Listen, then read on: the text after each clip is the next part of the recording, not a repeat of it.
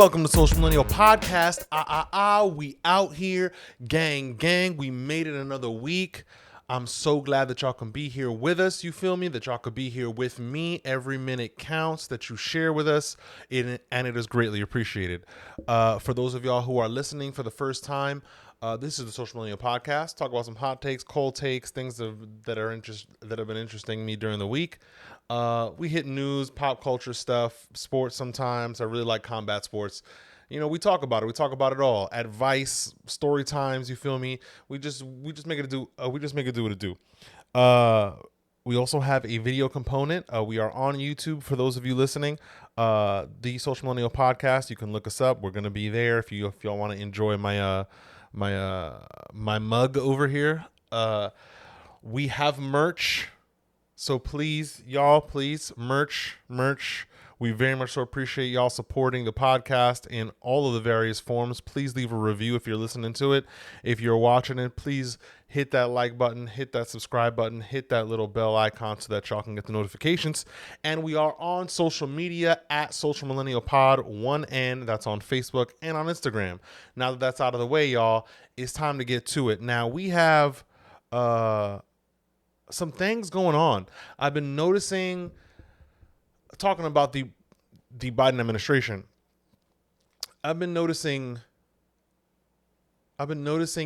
in the midst of things going south, essentially going haywire, you're gonna get, at least especially when it has to do with individuals who are popular, who have a following and so on and so forth, you're gonna get those who are gonna defend that individual tooth and nail. You're going to get fan bases, whether it's, media, entertainment, and politics or what have you, that are going to defend said entity, said person, etc. That's kind of a given, right? Out here in the public sphere, in the court of public opinion, etc. I've just been noticing over the past week the real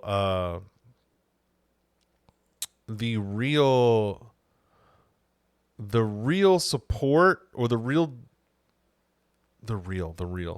amount of people that would defend the Biden administration as if the decisions that have been made since they started have been peachy keen, have been, we're on our way. Biden, because Biden was supposed to be this or ran on this idea of unifying and bringing unity after the past administration brought division, they touted that they're going to be the most transparent, even when they do well and even when they do poorly, that they're going to be the most transparent, not like the other guy, and so on. And all that we've been seeing left and right are the opposites of what those things have been.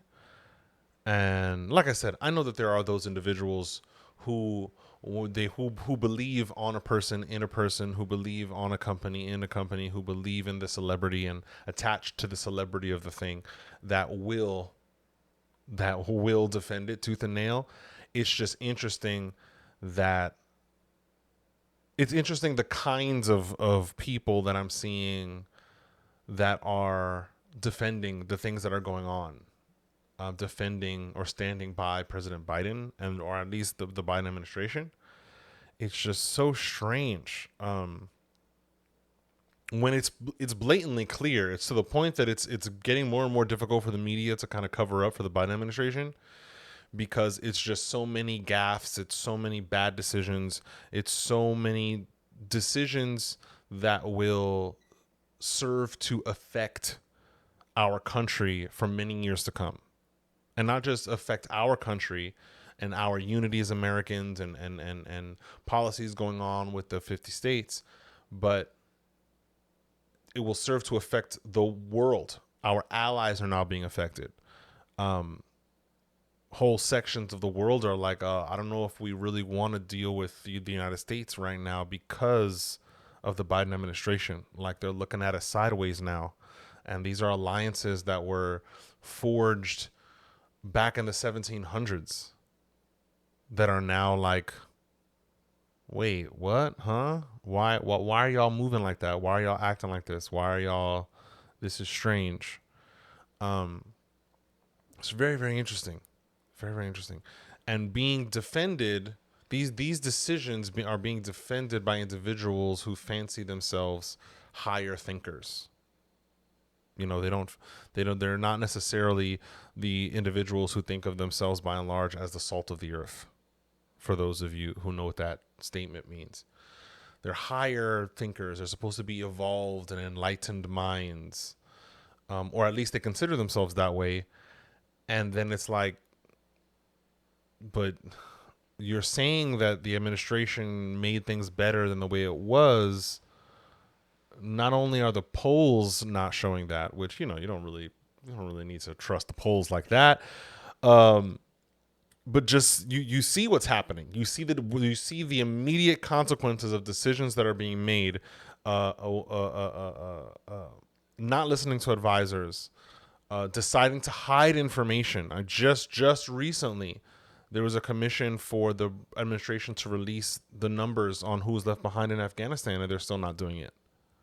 They refuse. But this was supposed to be the president that had our back, the everyman's back. This was supposed to be the president that's supposed to unify the nation. This is supposed to be the presidency that is supposed to be the most transparent. They set those goals for themselves. They set those standards for themselves and have not met it. So it's just very interesting, just as an anecdotal thing that I'm seeing as all this unfolds.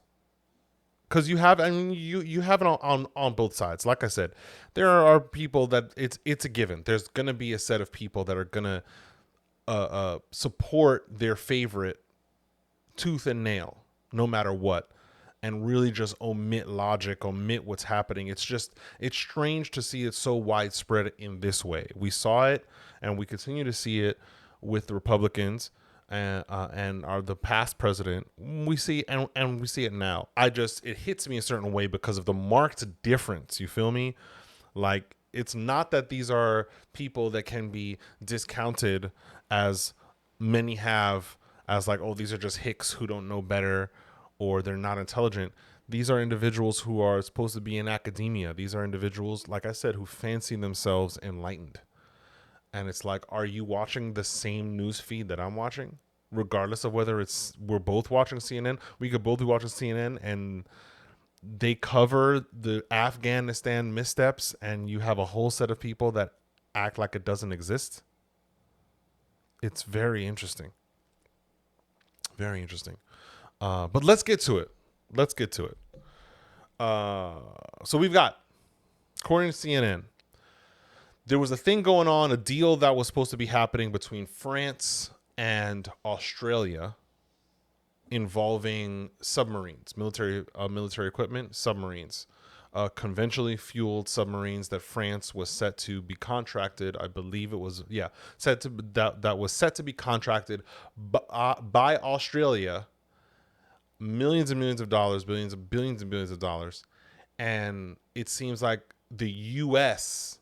came and scooped that deal out from under France's feet for nuclear powered submarines in an interesting sort of trilateral deal that the U.S. made with Australia and I think with the UK. It's a very interesting turn of events. You had a lot of world leaders siding with France, supporting France. It was just bizarre, or it struck everyone as a bizarre move.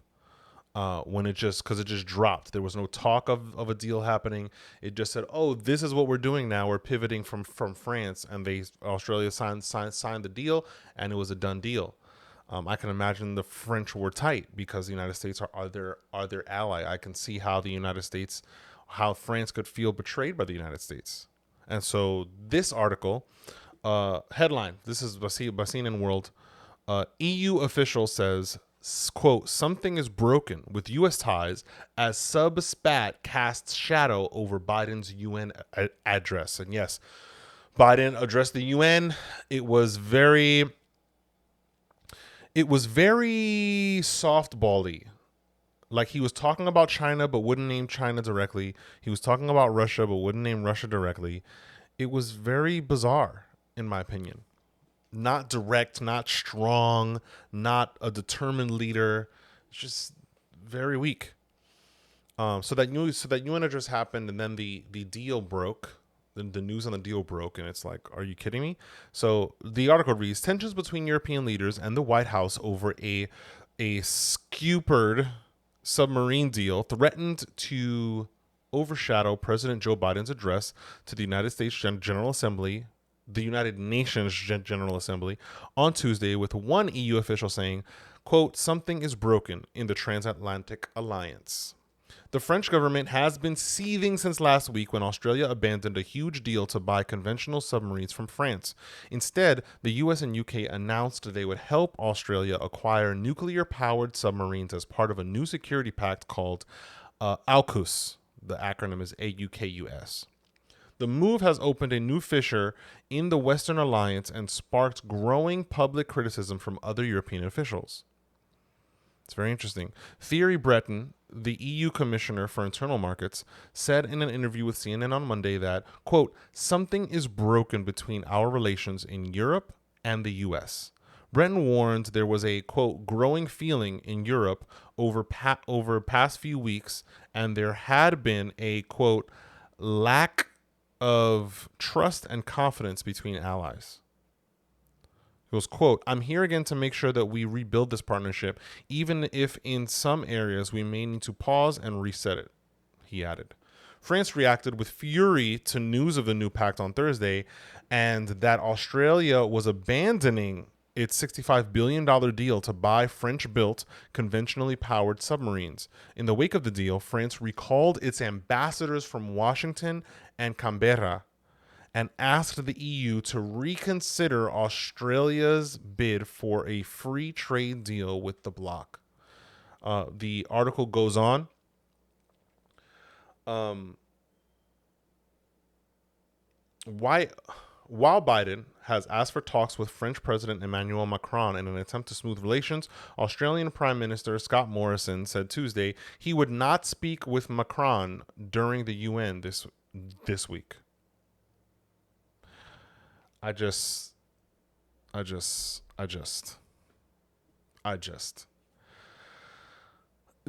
feel like it's every week. I'm going to share something about something funky that the Biden administration is involved in. It's like moral of the story is y'all make sure, y'all listening, y'all watching, make sure that before we fancy ourselves enlightened individuals, or before we decide to think of ourselves too highly, let's make sure to get all the information. Let's make sure to pursue understanding, pursue knowledge. Because at the end of the day, one can call themselves as enlightened as they want to. If we're not pursuing knowledge, if we're not getting all of the information, if we're deciding to omit facts, we're deciding to omit perspectives, or if we decide to decline to validate the clear and present reality of a situation, then what? We're no better than, or we are essentially just fancy ignorant people. It's just fancy ignorance. It's just dressed up ignorance. I feel like every week that's the moral of the story when I talk about the Biden administration and politics. Fancy ignorance. It's a lot of tragedies happening. Dare I say more tragedies than the previous presidency. More farther reaching tragedies than the previous presidency. The more so I don't know if y'all can hear that. That's an airplane passing by. But more tragedies that will affect us and will affect the world for a while. Like, consequences are coming that we haven't even, consequences are looming that we don't even see yet. having to do with the bailouts and so on. We're not even feeling the consequences heavy of a lot of the decisions that were made very early on in this presidency. And we're not even a year in yet. And it's like, okay, excuse me. Or maybe technically we are. I don't know. I don't remember when the inauguration was. I think it was January. I could be wrong. But yeah, moral of the story. And it's tough that we've got to be reminded of this from an administration that is the top administration in the land, like the top of the heap, the cream of the crop. The buck has to stop with the leadership, with the boss, like the boss's administration. It's rough to be part of a country where the example for what not to do in government is the president, the CEO of the company, the CEO of the country. Like, wow. It's bad enough. I mean, it's wild enough that Congress and House of Representatives are the way that they are. So many people trying to come together and agree and compromise and so on. And it's sometimes it's just a circus. It's an absolute circus of propaganda and baiting and virtue signaling and so on. It's bad enough that we got that rampant. But the presidency now has to be that for however long. It's just wild to me. But yeah, it seems like that's just the moral of the story. Moral of the story every time I come with these with the Biden administration stuff is invest your time in making sure that y'all are knowledgeable, y'all, because they, like I said in like the past 2 episodes, they will say the things and do the things and then bank on y'all forgetting that they said and they did it. And then just going on like nothing happened. Oh, don't pay attention to the man behind the curtain, you know? That brings me to our next little tidbit of a story. I was recording at Fox News. Cruz mocks Ocasio-Cortez in Senate floor speech, challenges Dems to, quote, go see the Biden cages. Republican Senator Ted Cruz mocked Democratic Republican AOC Alexandria Ocasio-Cortez and her previous visit to a migrant facility and issued a, quote, simple challenge to her and her colleagues to visit the hashtag Biden cages, holding migrants amid the border crisis.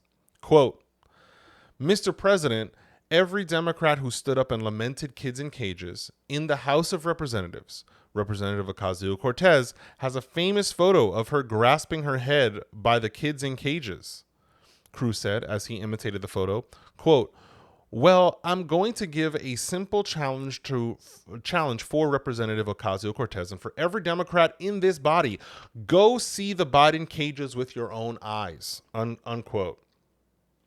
Cruz's comments came during a Senate floor speech on Wednesday regarding the influx of Haitian migrants at the U.S. border with Mexico, with more than 14,000 migrants seen camped under a bridge in Del Rio, Texas. Cruz called out Democrats for not visiting the border to witness the crisis, while noting they were vocal about migration facilities during the Trump administration. So here's the segue, y'all.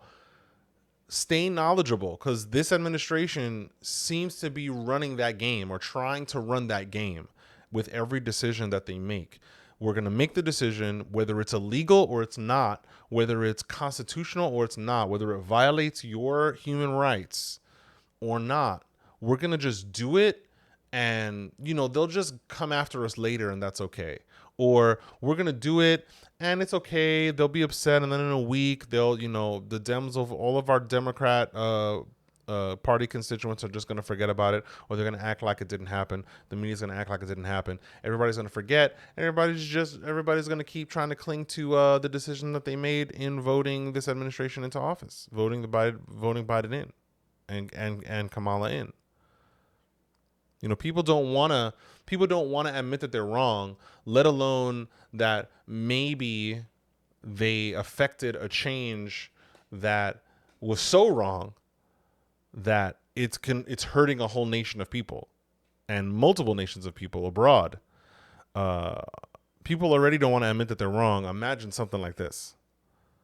So there are individuals who are very much so motivated to like, oh no, he's still doing great, he's still doing good, he's still doing good, as the beads of sweat trickle down their forehead because they all believed in Biden. Oddly enough, I tell you, it's strange. It beats me why people, or how people could believe in Biden, and how people thought that Biden would be a competent president. It escapes me. But people are gonna cling. They're gonna cling because it was not too long ago that kids in cages was all over the news, even though it was a policy that predated the previous president, that predated Donald Trump. That's the way that it was set up from before him. But now he's got to be the one to shoulder the blame for it, the virtue signaling blame, because it's not even real blame. He's got to deal with the virtue signaling so that the Dems can get the optics, so that they can jump on people like AOC, can capitalize on their social media following of impressionable young people and impressionable older people to believe what they're telling them. Oh, this is a travesty. This is horrible. This is this. And don't get me wrong, it's a thing. Our whole system, our whole immigration system needs to be overhauled. I am 100% in favor of that, and I 100% believe that it needs to. It's long overdue. It needs to be overhauled. We need a new system. We need new facilities. We need a new way of doing things, a new process. But they are what they are at this point. And it was, oh, well, the kids, oh, think about the families, oh, separated, all this. But meanwhile, talk about virtue signaling, talk about disingenuous, we've got to separate them because of the amount of child trafficking that goes on. The amount of kids that are attached to adults that are not their parents. The coyotes that are trafficking just children. I believe it was not too long ago, it was a few weeks ago that it was on the news.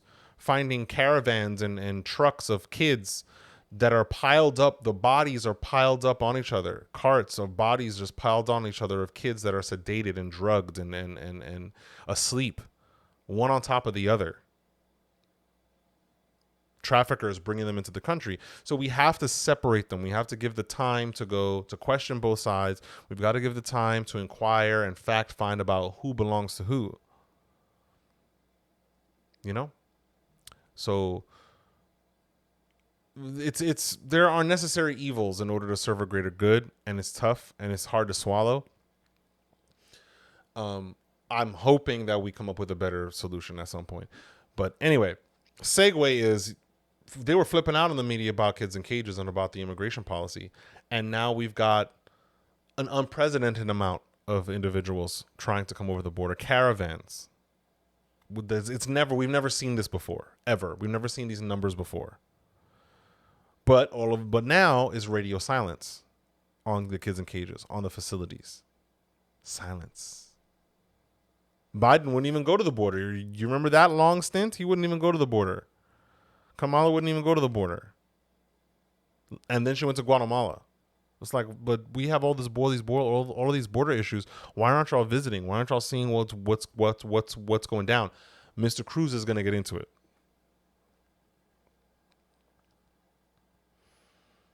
Okay, so here we go. Quote, the article continues. Why does Joe Biden refuse to go to the Rio Grande Valley? Because if he goes, the TV cameras will come with him. Cruz added later in his speech. Why does Kamala Harris, who's supposed to be the border czar, because remember, that's what Biden said. Biden stopped taking questions about immigration after, I forgot the reporter's name, it's escaping me, after she confronted him in the press conference. I was there. I went to the border. I talked to these children. I talked to a kid who was 9 years old and traveled from, I forgot where it was, Honduras. And he had a cell phone, 9 years old, traveled with these caravans alone, no family. And we were able to call his mother, get in touch, and they said that we sent him because we felt that Biden was not going to turn him away and he was going to get to stay in the United States. She confronted Biden with that, and Biden wouldn't answer the question and said that he's not dealing with that right now, that Kamala Harris is the one that's going to be dealing with that. She's going to be spearheading that. And we've seen nothing happen besides the trip to Guatemala. She's not visited the border, nothing. She's radio silent, nothing.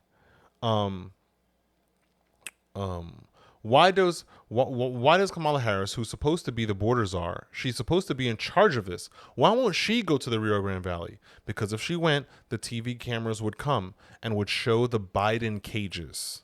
And the Democrats are counting on the corrupt corporate media to suddenly say nothing to see here. 15,000 Haitians under a bridge in Del Rio. Nothing to see here. Anyone want to know what Joe Biden's favorite ice cream flavor is? That's the news. See what I'm saying? The article continues. But you see what I'm saying? See what I'm saying? Stay up, y'all. Moral of the story is make sure that y'all have the information. Make sure that y'all are listening to both sides. Make sure that y'all are taking in all of the perspectives. As much as you might try to prejudge someone because they side with a certain thing or you believe that they're coming from a certain proclivity, listen, open your ears and remember what's going on. From the presidency to the presidential administration to congressmen to House representatives, Senate representatives, to your neighbors, to your family. Listen. You're going to learn something. They're going to show you who they are. This administration is certainly showing us who they are. Certainly. You know, these disingenuous politicians are certainly showing us who they are. You know? So why wouldn't they go? It's a great question. It's a question that goes right to your doorstep, that comes for your address. Why wouldn't you pull up? And y'all are supposed to be. Remember, Biden was talking about all this equity and inclusion and equality of outcome stuff, and Kamala was talking about it, and it's like, interesting. Where did all that go? Where did all of that go? What happened to it? How did it dry up? Why do we have to now look for it? Kamala's silent. She's supposed to be the one dealing with this. Biden won't pull up with any kind of strength. Remember these days, y'all. Remember it. Don't forget it. Jeez, man. Moral of the story. I think that's going to be the title of this episode. Moral of the story. Moving on. It's a nice little thought exercise, maybe a nice little question for y'all. This is according to the Huffington Post, their entertainment section. Daniel Craig says James Bond shouldn't be played by a woman. Right? So actor Daniel Craig, who plays James Bond for the final time in the forthcoming, quote, No Time to Die, said he doesn't think a woman should play the fictional British super spy in future installments. In a new interview with Radio Times magazine, Craig was asked if he would support, quote, a more diverse appointment as his replacement, end quote, like a woman or a person of color. Craig replied, the answer to that is very simple. There should simply be better parts for women and actors of color. Why should a woman play James Bond when there should be a part just as good as James Bond for a woman? That view echoes comments made by Bond franchise executive producer Barbara Broccoli in 2018. Quote, Bond is a male. He's a male character. He was written as a male, and I think he'll probably stay as a male, Broccoli explained then. Quote, and that's fine. We don't have to turn male characters into women. Let's just create more female characters and make the story fit those female characters. What do y'all think about that? I know we're Me Too has happened and sort of the political climate has changed a little bit in Hollywood and in public discourse. This idea of inclusivity and equity among the genders or among the sexes, I think is a better term. Excuse me. Among the sexes is a thing. It's a conversation. It's having a moment. What do y'all think? I don't know if y'all watch a lot of the James Bond movies. I particularly am a huge fan of James Bond. A huge fan. Not a super fan, but a huge fan of James Bond. I believe all the actors that have played the role bring their own thing to it, which is cool. What do y'all think about that? There was a huge hubbub I remember, um, surrounding No Time to Die. One, because it's Daniel Craig's last outing as the character, which, man, they had to pay him a lot of money to get him back because he was like, I'm too old for this from the last movie. So I'm glad that he came back. Maybe, he could say bye to the character. But there was a huge deal about there being a female James Bond taking his place. There's another character, I forget the actress's name, other character that's going to be in No Time to Die, and it was a huge hubbub. There was a huge hubbub about it. Pro and against. What do y'all think about that? I feel like I tend to agree with Daniel Craig. If the idea is to break boundaries, is to create, is to push, and is to elevate women and people of color more than they've been elevated in the past in Hollywood and entertainment, I feel like it makes the most sense. It would be the most gratifying for there to just be amazing characters that continue to be written, that women play. The most iconic female characters, the most iconic girl characters, woman characters, however you want to say it, were written as characters first during the writing process. They were characters first, and then their sex and their gender was assigned to them later. So that the writing is great, so that the character building is great, the world building of the story is great, and it doesn't all have to depend on the character being a woman. So then, because if you do it the other way around, if you do it like, I'm gonna write Ripley from the Alien series. I'm gonna write this Ripley character as a woman. This is a woman. It becomes, she's gonna succeed in spite of being a woman. In spite of being weak, she's going to overcome. Let's not do that. Let's do it the right way. In my humble opinion, Ripley was written as a character first before her sex and her gender were assigned to her. A character. The character had to resonate. The character had to resonate with people. The character had to jump off the page. The character had to be likable. You had to root for the character, whether it was a man or whether it was a woman. If we can get back to that, creating amazing characters for women to play them, I think it would be great. Instead of having to usurp, dig up the roots, uproot already established characters and turn them into women, feminize them. Instead of doing that, instead of having to feminize male characters, let's just make strong female characters. Not Mary Sue's, not, girl power, you go girl moments. No, actual characters, actual real world characters. I think that would serve so much better in the sort of cultural zeitgeist if we continue to get well-written characters like Ripley, or I'm drawing a blank because I'm tired. Terminator, Sarah Connor. Like, we have great characters. There's great characters in TV. There's great character. They're written amazingly. And they're strong characters. They're strong characters first, and then their gender and sex come into play. It's not the other way around. When you get the other way around, you tend to block out certain sections and demos of your audience or of the audience that you might want to grab.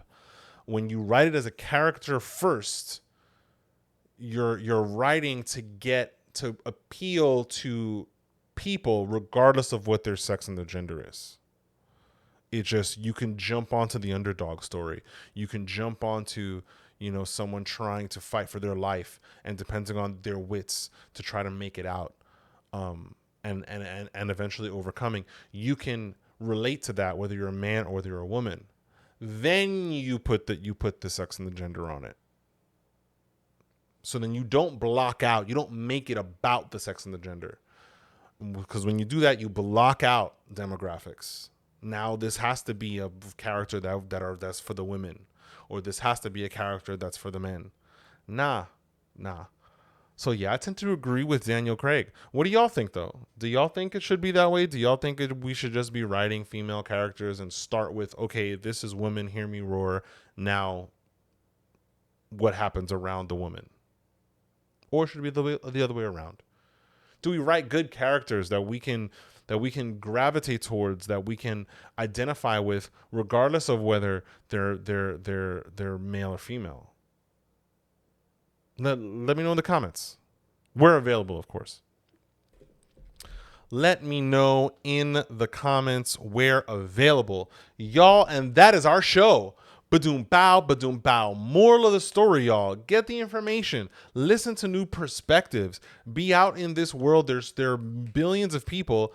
Not everybody's going to think the same.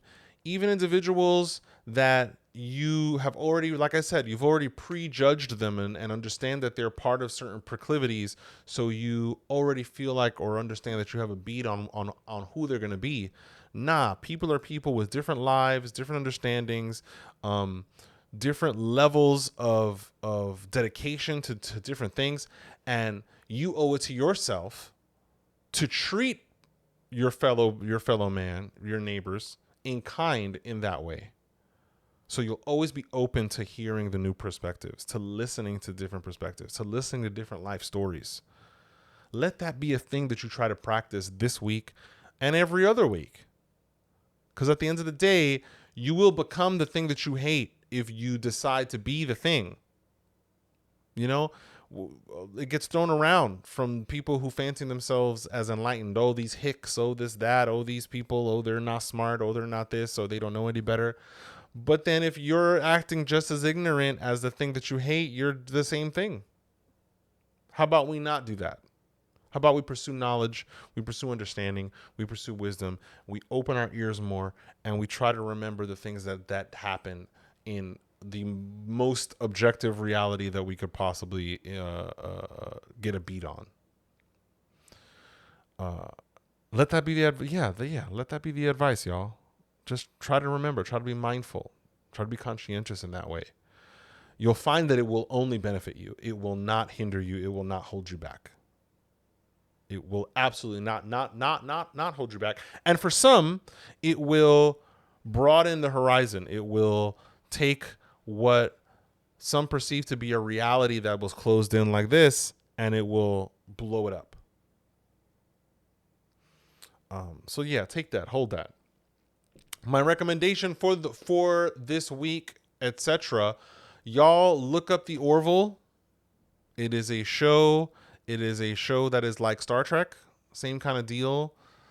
Spaceship going out, exploring new worlds, etc. But it's a comedy. Seth MacFarlane stars. Seth MacFarlane, for those who don't know, is the guy that does Family Guy. I really love the show. It's quirky. It's cool. It's like Star Trek, but not as serious. You know, Star Trek. It's emulating more so Gene Roddenberry, Star Trek: The Next Generation. Check it out. It's really cool. It's really funny.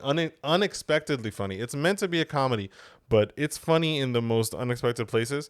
I'm going to leave a link in the description where available, and y'all can watch it. Enjoy it. Stream it. Binge it. They just announced the season 3, I think, coming out. We're on season 3. Finally, season 3 is coming out.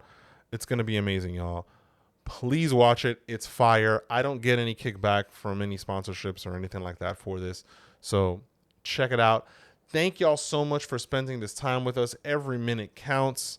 For the algorithm, please like, subscribe, comment, do the whole thing. Give us 5-star ratings. Let us know how you feel about the podcast. Hit us up on social media at Social Millennial Pod on Facebook and Instagram. Once again, thank y'all so much for spending this time. Yeah, have a great week. Survive. Stay strong. We're going to make it through. All right, y'all. Until the next one. Peace.